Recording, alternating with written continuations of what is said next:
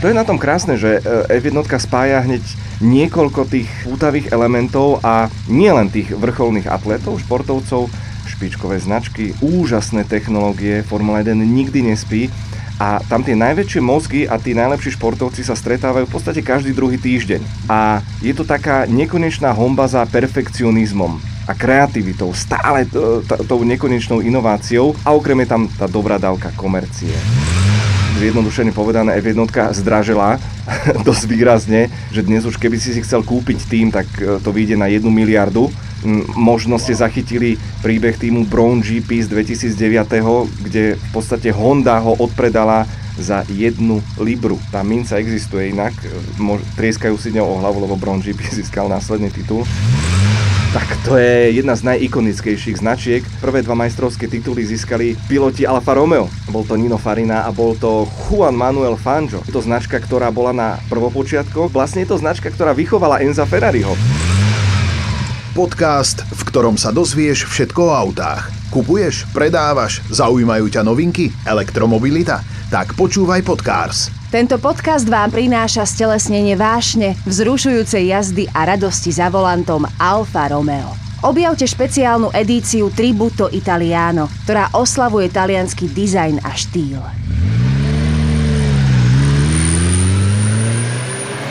Pekný deň všetkým, vítajte pri ďalšom Podcarse. Naším hosťom je dnes Števo Ajzele, televízny moderátor, športový komentátor pretekov Formuly F1. Má za sebou 11 sezón F1 a neopovažují sa hádať, koľko ich má ešte pred sebou. Dnes to bude teda o Števovi, o F1, ale aj o značke Alfa Romeo, tak vítajú nás. Ďakujem veľmi pekne za pozvanie, ahojte. No, legenda hovorí, že motoršport vznikol, keď boli na svete prvé 2 autá. Mohli sa začať pretekať. Kedy začal teba zaujímať motoršport? Čo hovorí legenda? Fíha, ono je to strašne vtipné, pretože ja, hneď úvodom, to vás všetkých poteším, ja absolútne nie som autičkár, ale som absolútny formulový fanatik. To znamená, že ja keď na aute sa mi niečo, začne mi niečo blikať kontrolka, ja som hneď spotený. Ja hneď volám, ja neviem, dajte im pokoj, ja neviem, čo kde mám naliať. Ale F1 viem, koľko meria brzdový disk každá hadička, takže v tomto je moja taká malá magorina. A je to také kuriózne, pretože u nás tie korene ani v rodine neboli nejaké. Jednoducho formula si ma našla, čo je strašne vtipné, lebo ja som bol futbalista, futbalový brankár, ale formula si ma našla, keď som bol malý a je to naozaj tá najkrajšia, najčistejšia droga, ktorú užívam už pekných pár rokov. Jedna vec, že si fanúšik, druhá vec, ako sa z teba stal potom športový komentátor toho, čo máš najradšej? Ja často opakujem, že to je niečo viac ako sen. To je niečo, čo by mi nikdy nenapadlo, keď som ako dieťa pozeral a klačal pri televíznej obrazovke, fandil Michaelovi Schumacherovi, že by sa niečo také mohlo prihodiť.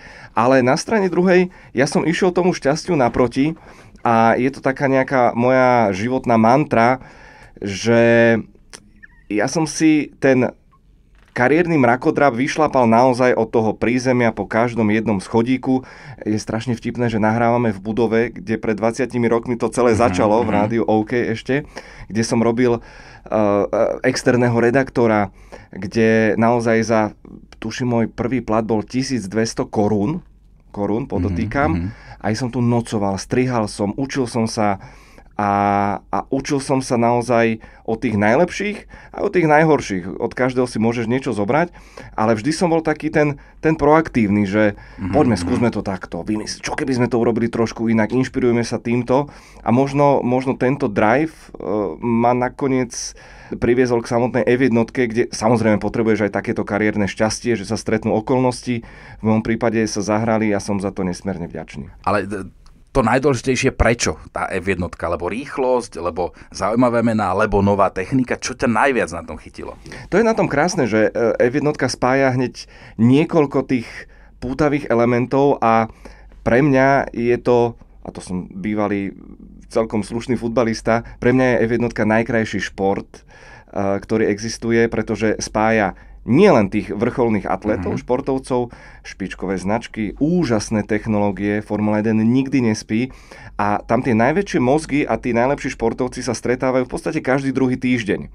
A je to taká nekonečná honba za perfekcionizmom a kreativitou, stále tou nekonečnou inováciou a okrem je tam tá dobrá dávka komercie, bulvárov. Takéto okolo toho. Hej. Pozlátko, politikárčenie, samozrejme neuveriteľné biznisy. A samozrejme tie technológie, to je niečo nehorázne. No, s Jozefom Pepom Králom ste niekedy v roku 2013 začali formovať projekt Ice King, tak vysvetlíme, že čo to vlastne je, ako vás to napadlo, čo je cieľom, lebo to už je normálne komunita. Je to úžasná formulová rodinka a my sme sa s Pepom našli ako také dve siamské dvojčatá a akurát minule sme to spomínali, že počkaj Pepa, ale že to je divné, že my sme sa za tých 11 rokov vôbec nepohádali. Že každý sa ťaháme tými svojimi silnými stránkami, ktoré máme. Najdôležitejšie je samozrejme tá človečina, to priateľstvo, to, čo, aspoň ja to tak cítim, sa nám podarilo prepojiť s fanúšikmi. Že my tú Formulu 1 máme naozaj strašne radi a projekt Ice King, čo je vlastne akronym našich priezvisiek. Jasné, vidíš to, stále som Iceom. Áno, ten King mi tam nehral. Všetci tam vidia tú kráľovskú korunu s kockou ľadu.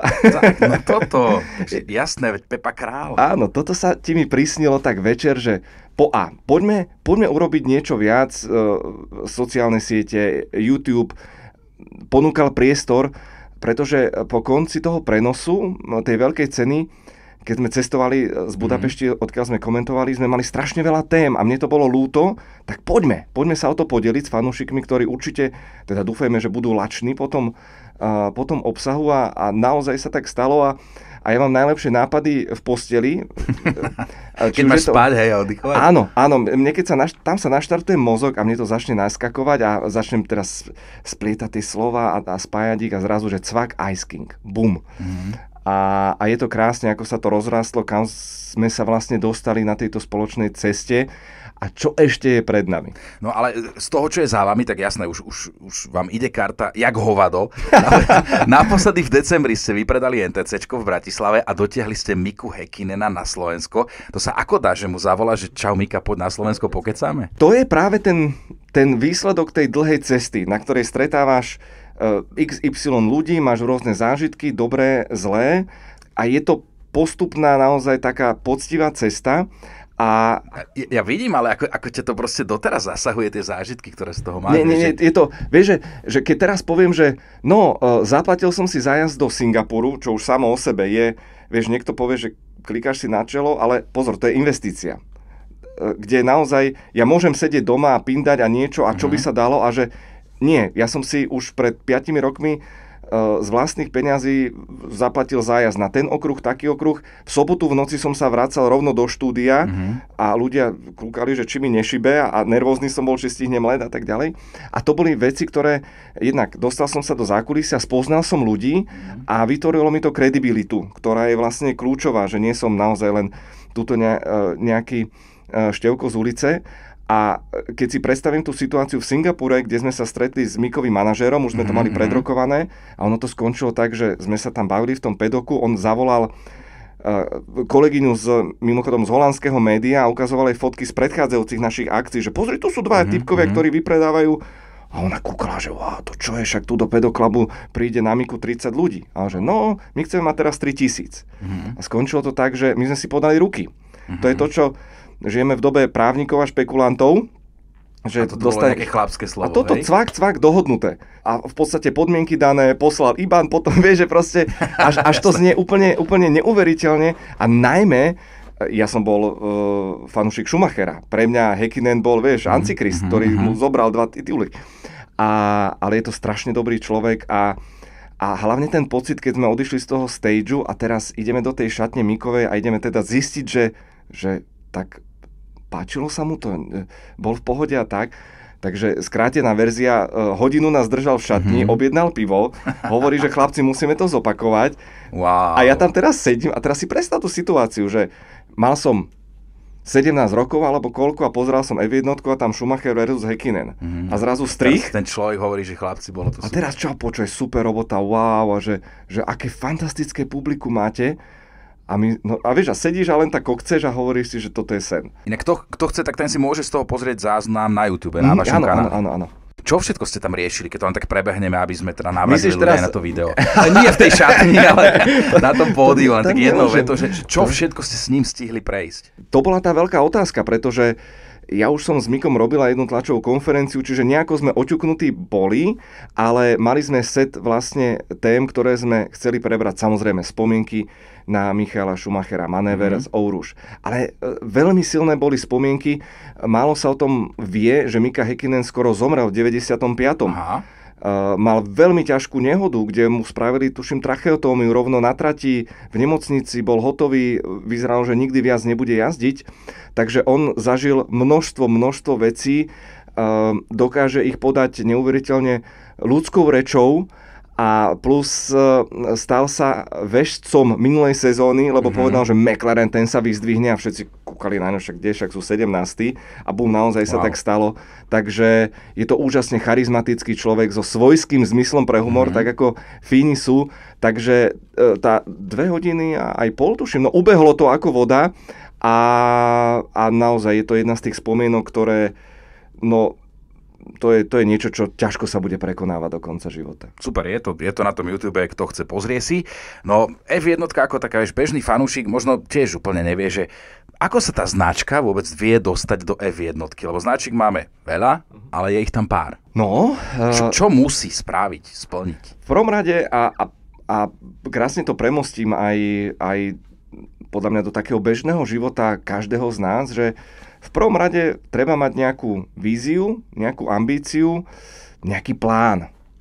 Kam to možno v živote chceš dotiahnuť, pretože o F1 sa vlastne hovorí, že to sú najrýchlejšie billboardy na svete. To je pekné. A okrem toho je taká už dávna mantra, kedysi samozrejme to bolo združenie garážnikov, bolo to fanatikov, mechanikov, strojárov, ktorí proste niečo skonštruovali, boli dokopy 10 v nejakom tíme, manželky, frajerky robili sendviče a ešte aj stopovali časy.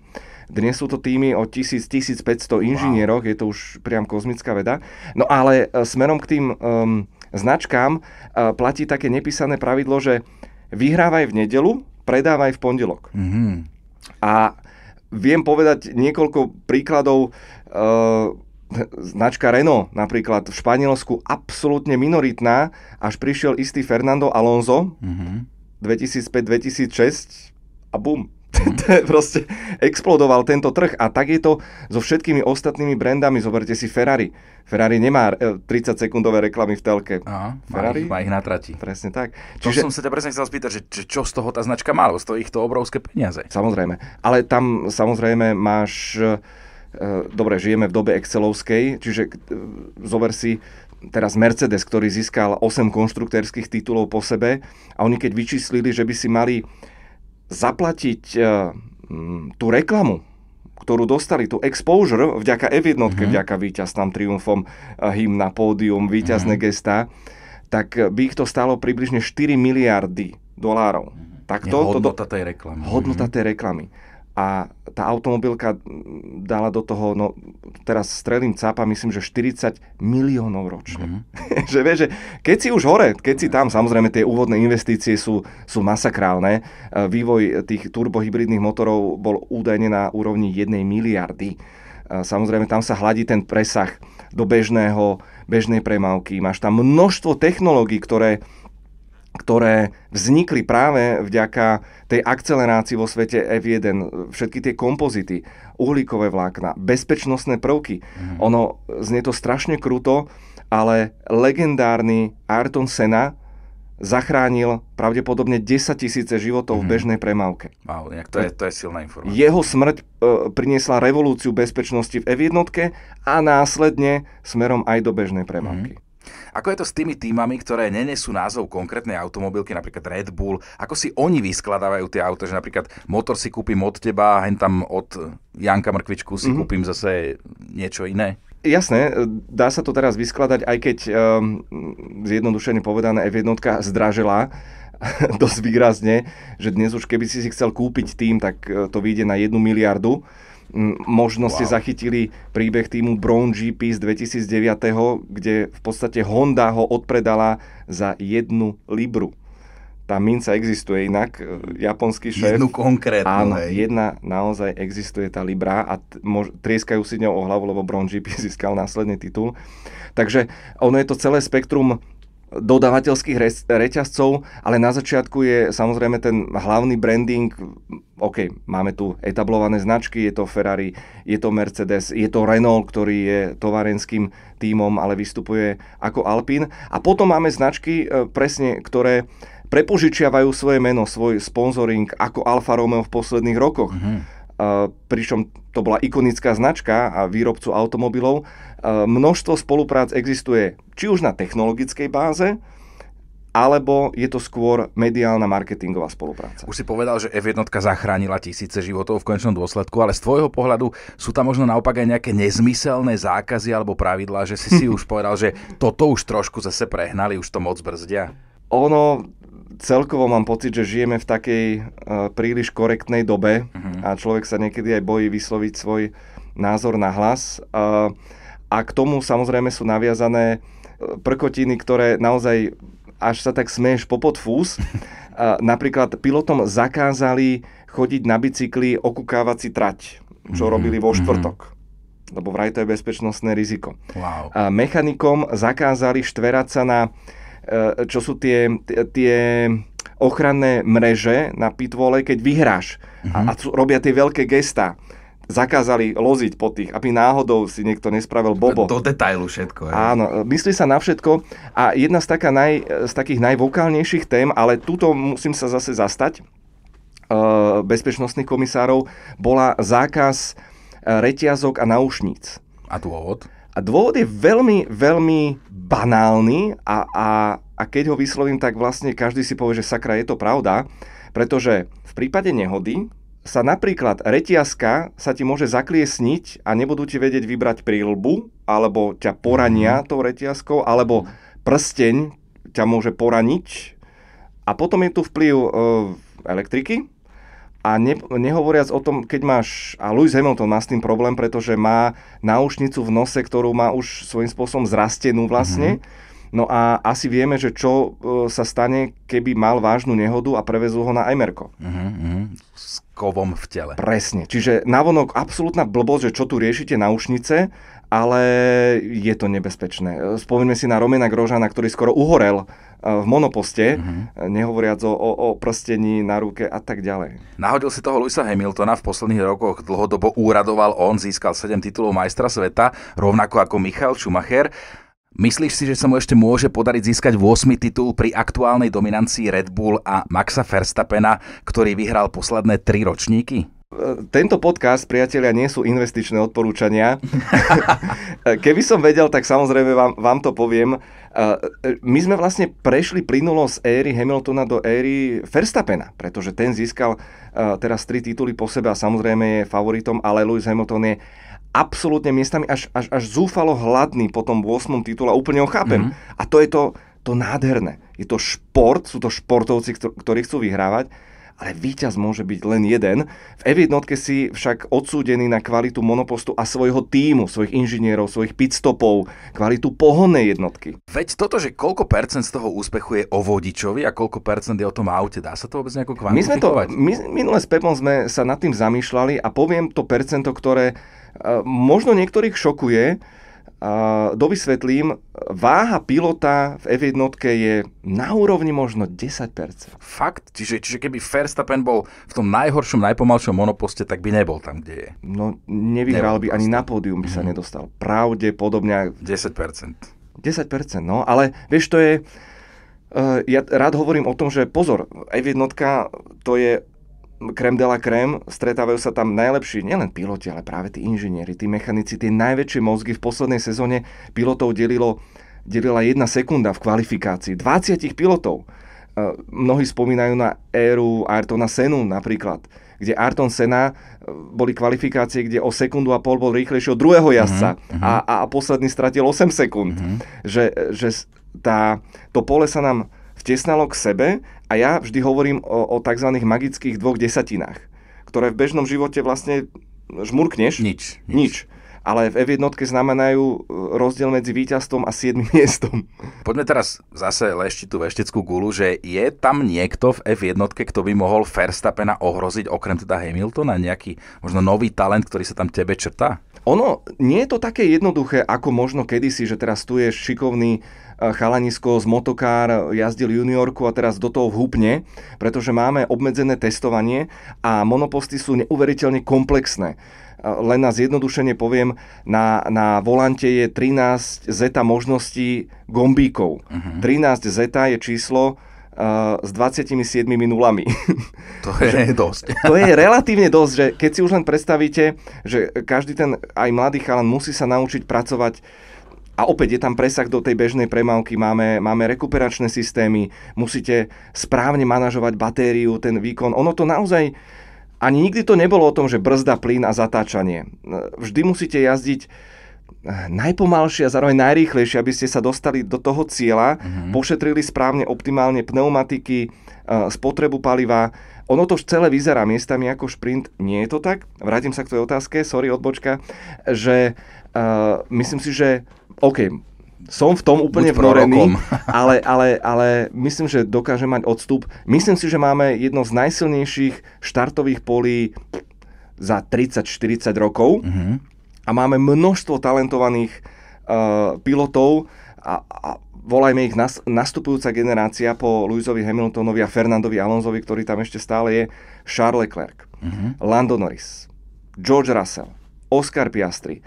To sú všetko mená, o ktorých budeme v najbližších 10 rokoch veľa počuť. To je pekný tease na to, čo nás čaká. Tá najbližšia séria štartuje kedy? No, začíname už hneď teraz, na začiatku marca, veľká cena Bahrajnu, 24 veľkých cien, tá sezóna bude poriadne nabitá a všetci veríme, že to bude dramatickejšia bitka ako dominancia Maxa Verstappena, za čo nemôže, on bol absolútne perfektný aj s celým tímom, je to hodená rukavica pre konkurentov, či už je to Ferrari, či už je to Mercedes, či už je to McLaren, aby sa pridali do tej bitky a ponúkli nám skvelé divadlo. Vieš, čo ma zaujíma, už keď som bol malý chlapec, tak tiež som pozerával F1, v tej telke tu vidíš celý okruh, ti to prestrihávajú, ale prečo tí ľudia chodia si sadnúť na tú tribúnu, kde vidíš nejaký úsek, spraví to, že okolo teba vybavené? Veľmi dobrá otázka, pretože Formula 1 naživo a v televízii sú dve odlišné kategórie. Ale rovnako sa môžem spýtať, že prečo chodíš na koncerty alebo na festivaly, keď si to môžeš pustiť doma na DVDčku. Je to presne zážitok. A ľudia milujú zážitky. Je to čo nás poháňa dopredu aj s Pepom Kráľom v rámci Ice Kingu. My sme stretli aj v decembri fanúšikov, ktorí mali slzy na krajičku, že videli naživo svoj detský idol, Miku Häkkinena, ktorý bol strašne kamarátsky. Dali sme príležitosť aj odfotiť sa s ním, ľudia sa chveli, boli šťastní. A to isté je, ty keď prídeš na tú formulu, ona ti ponúkne úplne iný druh zážitku. Nie je to futbal, nie je to hokej, ale stále je to akcia a ja všetkým odporúčam aspoň raz v živote to zažiť. Vytipujte si okruh, kde je váš obľúbený tím, či už je to Monza, alebo je to Silverstone, alebo to je Red Bull Ring, alebo Hungaroring, klasika, aby ste videli na vlastné oči tú fyziku. Pretože, aspoň pre mňa to vždy tak bolo, že najfascinujúcejšia nie je tá rýchlosť, ktorá je oproti televíznemu skresleniu aj trojnásobná naživo, ale tie brzdy. Ako oni dokážu zastať na 5-halierniku, na 80 metroch a keď to vidíte naživo, tak vtedy podľa mňa mnohí pochopia, že tí chalani, čo v tom sedia, sú svojím spôsobom magori. No, ty si normálne chodiaca encyklopédia F1. Máš vôbec ty nejaký obľúbený ročník alebo konkrétnu jednu veľkú cenu, ktorá je pre teba topka? Alebo to nevieš, tak bolo by to Sofína voľba pre teba?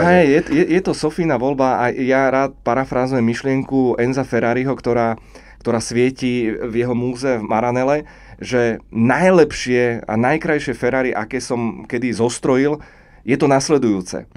A mne sa to naozaj stáva, že po tých pretekoch ja už sa neviem dočkať tých ďalších často. Čiže samozrejme, teraz netvárme sa, že každá veľká cena je proste wow, proste divadlo manévrov. A to môže byť aj v úvodzovkách núda. Aj futbal je 0-0, aj hokej sme zažili 0-0, ale na to sme tam my komentátori, aby sme z toho urobili aj zábavu, aj emóciu a aby sa ľudia dozvedeli. No ty aj vyťahuješ rôzne zaujímavosti aj u teba na Instagrame napríklad, tak nám povedz napríklad, ako je to s pneumatikami po veľkej cene. Či už použité alebo nepoužité, čo je s tým? A ja neviem, či toto môžem nahlas povedať, lebo v tejto... Pošepkaj, nemusíš nahlas. Tejto ekologickej dobe, no toto keď sa Greta dozvie, tak bude peniť. Je to tak a opäť má to logiku, že na veľkú cenu Pirelli, dodávateľ pneumatík, privezie približne 1800 pneumatík rôznych zmesí, alokuje ich pre všetky týmy. Je to veľmi exaktný proces, kde každá pneumatika má svoj čiarový kód. Všetko je v podstate za účelom športového ducha, aby všetci mali vyrovnané podmienky. A teraz tá pointa je tá, že po každej veľkej cene Pirelli zozbiera všetky pneumatiky, vrátane nepoužitých a všetky zničí a posiela ich do cementárne vo Veľkej Británii, kde, nazvime to environmentálnym spôsobom, sa ešte využijú na tvorbu energie a tvorbu tepla. Čiže snažia sa zoptimalizovať tento proces. Ten dôvod? Dôvod je taký, že pneumatiky cestujú na obrovské vzdialenosti. A cestujú aj 8-12 týždňov vopred, cestujú loďou na tie zámorské veľké ceny. A teraz zoberme do úvahy vlhkosť, teploty, transportné manipulácie s nimi. A Pirelli garantuje všetkým týmom rovnaké podmienky. To znamená, že keby oni nejaké gumy, ktoré sa síce nepoužili, ale zase prevezieme ich cez pol planéty, tak niekto by mohol ukázať prstom, ale hopla, ja som bol znevýhodnený. A už je tam nejaký dôvod niečo hľadať. No, už sme to trošku načali. Ako ovplyvňuje F1 sériové modely automobiliek, alebo čo všetko z technológií F1 sa postupne prenieslo do tých aut, na ktorých jazdíme denne dnes my? No, zoberme si celý technologický vývojový inovatívny proces, ktorý jednoducho, to je tá najdrahšia zložka a segment toho celého.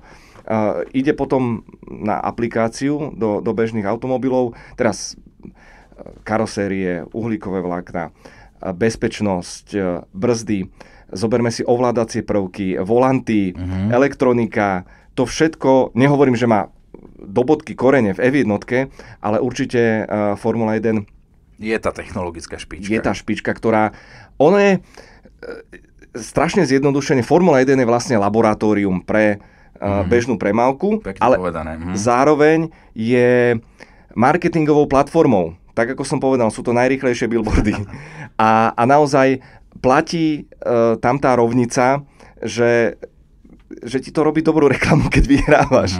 Naozaj tie predaje vedia si aj spoločnosti exaktne odmerať.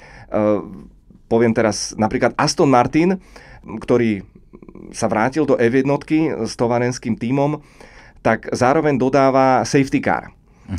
Model, striedajú sa s Mercedesom, ktorý má takisto nádhernú edíciu. No a Aston Martin Vantage.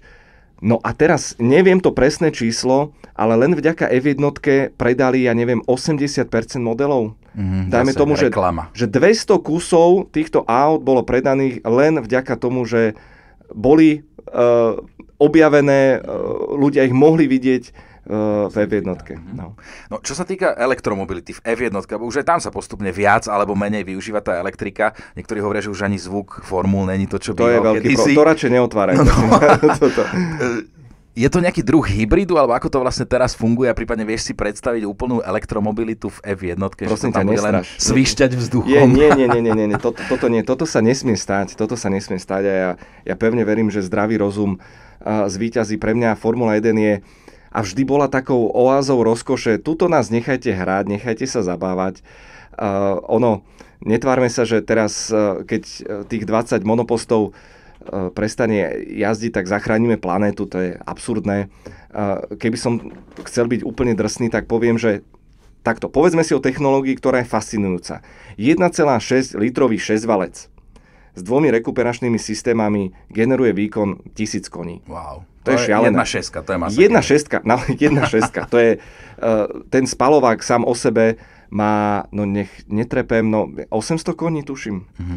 To je šialené. To je naozaj... To je šialené. Lenže tá pohonná jednotka s baterkami, baterky, nie sú úplne najľahšie ani priestorovo, takže tie pohonné jednotky sú ťažšie. Monoposty tým vlastne na spotrebu im to nepomôže, ale to, čo hrá kľúčovú úlohu v tom, že tá technológia je príliš komplikovaná a znamená to, že potrebuje viac mozgov. A teraz tí ľudia, ako sa prepravujú na tie veľké ceny? Vieš, že my sme síce ušetrili na spotrebe 25%, teraz tie monoposty idú na 110 litrov, respektíve kilogramov paliva na veľkú cenu, kedy si bolo 200 litrov, 240. To sú tiež zaujímavé čísla. To boli šialené. Teraz si zober, že tie monoposty idú naozaj na... Oni nikdy väčšinou nenatankujú plnú, lebo to ich spomaluje. Teba vlastne každý kilogram ťa spomaluje na jedno kolo, oni si to zoptimalizujú, takže zober si, že oni idú 300 kilometrov na 100 litrov. Netankujeme, lebo vraj to bolo nebezpečné. Takže tá technológia je dýchberúca. Na strane druhej na každú veľkú cenu sa presúva s technikou obslužného personálu 300 kamiónov. 300 kamiónov. Dobre ste počuli, 300 kamiónov. Wow. Len ten motorhome, tá hospitality Red Bullu, čo je nádherná, proste dvojbudová, je zložená, tuším, z 28 kamiónov. Toto sú brutálne čísla, čo ty tu vyťahuješ teraz. No. A neviem, či takto tú planetu zachránime. No poďme sa pobaviť aj o značke Alfa Romeo, ako sa spája s F1. No, tak to je jedna z najikonickejších značiek. A poďme k samotným prvopočiatkom, veď prvé 2 majstrovské tituly získali piloti Alfa Romeo. Bol to Nino Farina a bol to Juan Manuel Fangio. Takže je to značka, ktorá bola na prvopočiatkoch. Vlastne je to značka, ktorá vychovala Enza Ferrariho. Ako materská automobilka vznikla tam úžasná rivalita. A Enzo vlastne, keď vyhral svoje prvé preteky, jeho pilot Florian González, tak Enzo dal také vyhlásenie, že ja som zabil vlastnú matku. Aha, ale pekne si spomenul, odkiaľ vyšiel. Áno, tá rivalita bola celé roky naozaj, že veľmi, veľmi ostrá. A posledných 5 sezón sa nám Alfa vrátila v podobe sponzoringu partnerstva s týmom Sauber a mohli sme tak vidieť za volantom Kimiho Räikkönena, vtipného. Alfa dala šancu Charlesovi Leclercovi napríklad. Čiže to je talent, neviem či budúcnosti, ale už vlastne prítomnosti. Takže Alfa bola prítomná posledných 5 sezón a opäť pripomenula, že ten taliansky dizajn lakovania patrili k najkrajším. Suverénne a špeciálne minulý rok z Monzy. Je to fakt, že wow. No inak ja mám pocit, že asi každý chlap vníma túto značku ako športovú a tým sú práve tie autá Alfa Romeo výnimočné. Tiež som sa nedávno vozil na Stelviu, na Tonale. Ty jazdíš aktuálne na Alfe, tak povedz na aké, ako si s tým spokojný, ako si to užívaš. Si spomínaš, že nie si autičkár, takže z toho tvojho pohľadu. Áno. Pre mňa auto vždy bolo prostriedok na prepravu z bodu A do bodu B. Dokonca ma strašne otravovalo, lebo to šoferovanie bol akože zabitý čas, že ja by som si najradšej čítal, alebo by som niečo chystal. Už čo skoro možno budeš v niektorých autách. No. Áno. Ale mne podcasty zachránili lásku k šoferovaniu, čiže ja posledné roky na diaľnici bežne idem 115 na tempomate, aby som mohol dlhšie počúvať. Takže ja som šofér sám o sebe veľmi nudný a čo sa týka pretekania, to mi príde úplne trapné, to naozaj idem radšej na motokári. A to je príjemný paradox, toto, že jazdíš naozaj normálne, slušne, že sa nehráš na pretekára aj v jednotky. A prečo by som mal? Vieš, že ja chápem, že to k tomu zvádza, ale posledný rok som mal možnosť vyskúšať Tonale Stelvio som mal, to bolo veľmi pekné, to aj Synček povedal, že Stelvio, modré, veľmi pekné. A dokonca som testoval Quadrifoglio. Ale tak to už je... To je raketa. To už je tá najvyššia pečiatka na tej Alfe. A mne, opäť budem teraz možno trošku povrchný, ale ten dizajn je to proste Alfa, ktorá vyčnieva z davu. A musím sa priznať, že šoferoval som rôzne auta za tých 20 rokov, ale nestalo sa mi, nie že by som si na to potrpel, že by sa toľko ľudí otáčalo okolo. A videli, že to vyzerá. Čo toto je? Že to je pekné a tie farby krásne namiešané. Takže Alfa naozaj s týmito modelmi si myslím, že dosť naozaj oslovila ľudí. A keď spomínaš to farebné lakovanie, tak to tonále v tej alfackej zelenej vyzerá naozaj výborne. V skúšobnom areáli Baloko sa prebúdza k životu nový model Alfa Romeo Milano. Svetová premiéra bude 10. apríla v Miláne. Bude to inak prvé čisto elektrické vozidlo od Alfy. K nám na trh by sa malo dostať niekedy v 4. štvrťroku tohto roka. Budúci rok potom očakávame verziu s mild hybridným pohonom, takže značka Alfa Romeo bude ešte dostupnejšia. A robia na tom inžinieri, ktorí robili aj na projektoch 8C, 4C, Giulia, Stelvio, práve to Quadrifoglio, ktoré si spomínal. Giulia GTAčková. A aktuálne robia aj na projekte Alfa Romeo 33 Stradale. A to je zaujímavé, že tie ciele vývoja sú rovnaké ako vždy, teda najlepšia ovládateľnosť a najlepšia jazdná dynamika vo svojej triede. A Alfa naozaj poskytuje ten šoférsky zážitok, že dáva ti tú spätnú väzbu inak. Áno. Toto je presne taká tá vec, ktorá sa ťažko opisuje, či už na Dni Alfa Romeo, ak ste mali možnosť vyskúšať, to proste musíte zažiť. Števo, v autách sú aktuálne všetky možné bezpečnostné systémy, ktoré šoféra držia na úzde. Ako ich vnímaš ty, že zvykneš si niečo povypínať, je tam niečo, čo ťa vyslovene otravuje? Toto je dobrá otázka. Lebo niekedy, akože áno, sú fajn, vedia ti zachrániť krk aj auto, ale niekedy môže byť trošku otravné, že ti to auto vracia niekam naspäť a džuga ti do toho šoférovania. Áno, to máš pravdu, ale ja musím teraz povedať, že pre mňa najotravnejšia vec, a je to tak trošku bizár, je, že začne pípať, keď prekročím rýchlosť, ten limit, keď tam je, alebo to bezpečnostné zapípanie, keď zrazu niekto zabrzdí predo mnou. V tomto nechcem sa hrať na hrdinu, pretože nikdy nevieš, čo sa stane, nie si na tej ceste sám, ale patrím k tým vodičom, ktorí naozaj predvídajú a tým, že sa neblázním, tak dávam si veľký pozor. Ale dostanem sa k pointe, že mňa tie zvuky, nejde o mňa, ale o moje dieťa vzadu, ktoré spí. Jasné, my rodičia vieme. Presne, a keď som chodil do Budapešti, do štúdia formulového, tak tam sú tie merané úseky a bolo ich 5 a ja som vždy začne to pípať, že Miško spínka, nie, že ťa to zobudí. A inak badáš na synovi, že pôjde v tvojich šlapajach, či... Teraz myslíš komentátorských? Komentátorsko-športových, vieš, že ho bude zaujímať toto všetko, tie auta, to pretekanie, tá celá atmosféra toho motoršportu. Teraz sa stala taká vec, že samozrejme ja vôbec to doňho nehustím a dôležité, aby sa hral, aby bol šťastný, aby bol veselý a len tak nahodil na večeri, že chce si pozrieť šumy videa. Takže červené Ferrari som to tam nahodil a akurát...